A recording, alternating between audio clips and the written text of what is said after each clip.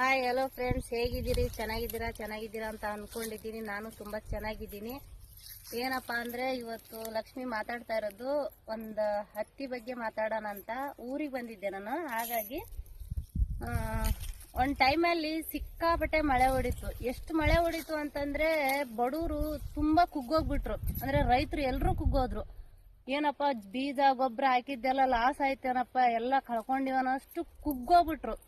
ಕುಗ್ಗೋದಾಗ ಆದ್ರೂ ದೇವ್ರ ಮೇಲೆ ಭಾರ ಹಾಕ್ಬಿಟ್ಟು ಯೋಚನೆ ಮಾಡ್ಕೊಂಡು ಕುಂತ್ರು ಪರವಾಗಿಲ್ಲ.